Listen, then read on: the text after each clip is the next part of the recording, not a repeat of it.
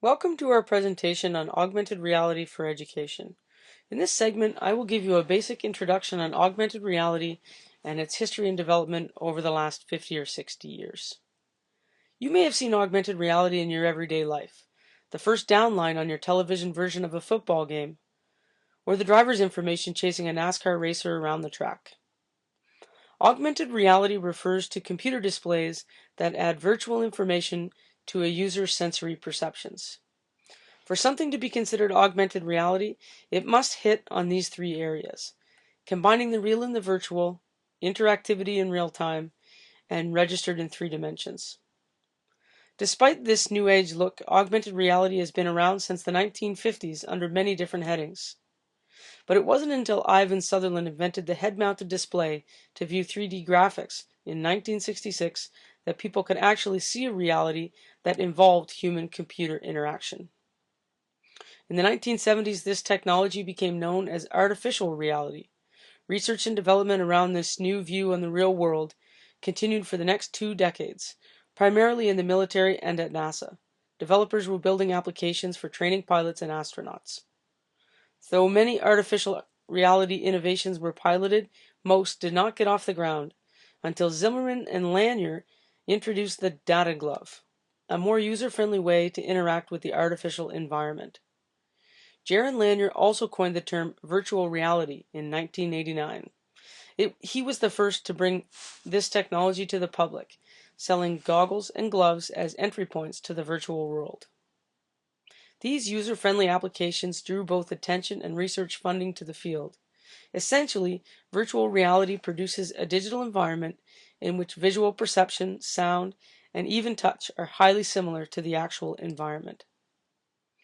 As human-computer interaction evolved, augmented reality became the overlap of the virtual reality and the natural environment. And in 1990, the phrase augmented reality was born. Tom Caudell designed a head-mounted digital display to help workers at Boeing wiring aircraft by displaying a plane's schematics on the factory floor. Engineers use head-mounted displays to bundle the plane's wires in the real world while looking at the aircraft schematics in the virtual world. The overlap of the real and virtual world is explained by Milgram's continuum of the real to virtual reality environments. Augmented reality is a mixed reality, placed in the middle between the two environments. Some applications may rely more heavily or align more closely with either the real or the virtual environment. By the late 1990s, the field exploded, and in 2002, the first outdoor augmented reality game, Quake, had been rolled out with the first wearable computer. Players interact in the natural environment whilst aiming at virtual targets. And in 2005, New Media Consortium's Horizon Report listed augmented reality as a key emerging technology for education, predicting that as the interface became easier to use, augmented reality would become more and more common in education and training. In 2007, the futuristic versions of augmented reality that you have been envisioning hit the market. The infiltration of and popularity of smartphones provided the incentive for commercial developers to get in the game. Augmented reality in cell phones commonly uses GPS tracking systems to add a layer of information about our surroundings on top of what we are viewing in real time. In another type of augmented reality, our phone, tablet, or laptop's camera can recognize markers to provide us with information, like the cheetah popping out of the newspaper in this Wellington Zoo advertisement.